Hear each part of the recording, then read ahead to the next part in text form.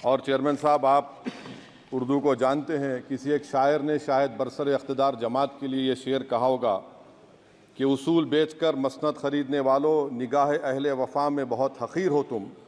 वतन का पास तुम्हें था न होगा कभी कि अपने हिर्स के बंदे हो, बेज़मीर हो तुम। इज़्ज़त नफ्स किसी शख्स की महफूज नहीं, अब तो अपने ही निगहबानों से डर लगता है।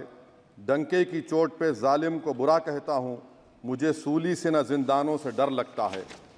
मोहतरम चेयरमैन साहब, मैं आज इन लोगों की तरफ से बोल रहा हूँ जो दिखते तो हैं, जिनके बारे में बात तो होती है मगर उनकी कोई नहीं सुनता। मैं उनके बारे में बोल रहा हूँ जिनके बारे में वज़ीर आज़म मोदी ने कहा था कि घुसपैठी है। मैं उन बेटियों और माओं के बारे में कह रहा हूँ जिनके बारे में मोदी ने कहा कि ज़्यादा बच्चे पैदा करते। मैं उन मासूम नौजवानों के बारे में कह रहा हूँ जिनको मॉब लिंचिंग के ज़रिए मारा जा रहा है। मैं उन बेज़ुबान माँ और बाप के बारे में बोल रहा हूँ जिनकी औलाद आज इस हुकूमत के गलत कानून के चक्कर में जेलों में सड़ रहे हैं। सर, मैं दस्तूर जब इस ऐवान में बन रहा था, संविधान बन रहा था, तो उस वक्त अलहदा वोटर लिस्ट और इंतखाबी रिजर्वेशन की बात आई तो उस वक्त के हमारे फाउंडिंग फादर्स ने, हमारे बुजुर्गों ने, दोनों समुदाय के हिंदू और मुसलमानों ने फैसला किया कि हम इस पर राज़ी नहीं होंगे। बल्कि उन्होंने क्या कहा था हमारे फाउंडिंग फादर्स ने, उन्होंने मुखालिफत की थी अलहदा वोटर लिस्ट की और इंतखाबी रिजर्वेशन की।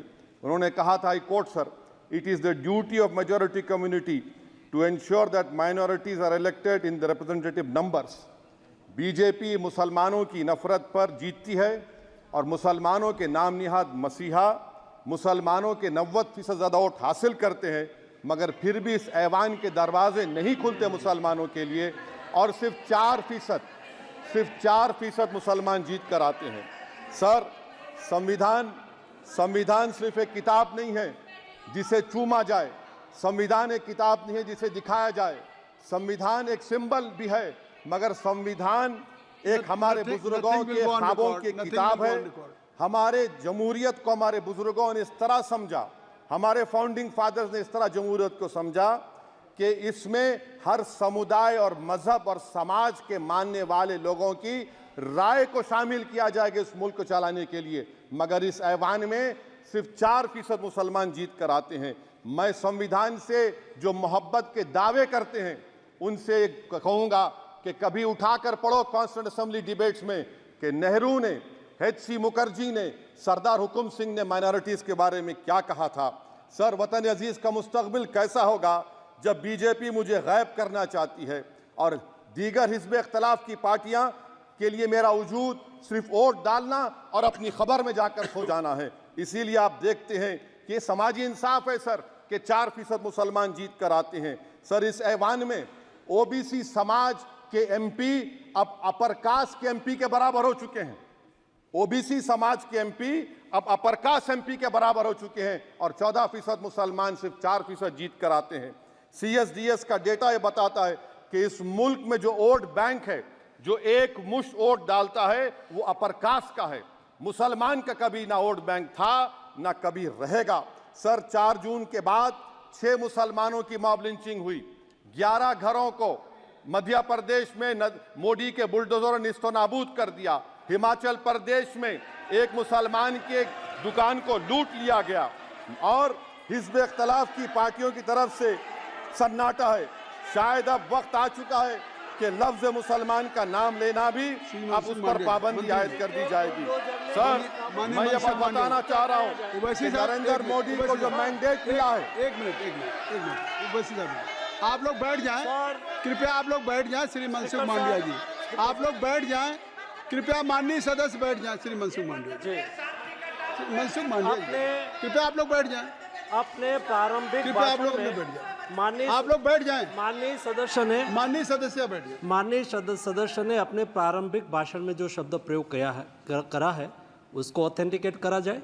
और अभी उन्होंने उल्लेख करा कि मोदी के बुलडोजर ने वहाँ मॉब लिंचिंग करा है, उसको भी ऑथेंटिकेट करा जाए। निश्चित तौर से इसको ठीक है। उवैसी साहब, जब भी कोई बात नहीं सर, आप चेयर पर बैठे हैं जी, इसलिए आप मंत्री जी को पेट में दर्द हुआ, माशाल्लाह, शुक्रिया उनका। नहीं, तो सर, मैं ये बोल रहा था, जवाबदेही है। ये नहीं मंत्री इससे की बुरी जवाब बात क्या है? पेट में दर्द हो सकता है। वो दर्द ये सब ठीक अच्छा, है। दर्द हुआ, चलिए दर्द हुआ, दिल का दर्द हुआ। तो सर, जो नरेंद्र मोदी को मैंडेट मिला है वो सिर्फ और सिर्फ मुसलमानों की नफरत पर हिंदुत्व की वजह से मिला है। I would like to say it is not Modi's in dock, but every single person voted him despite his anti-Muslim voice. And I would like to tell the opposition parties, this is not a moral victory for you. This is a victory of majoritarianism. Everyone should contemplate and do introspection. Why is it that the OBCs and the upper caste are getting their due representation? Why are the Muslims not getting?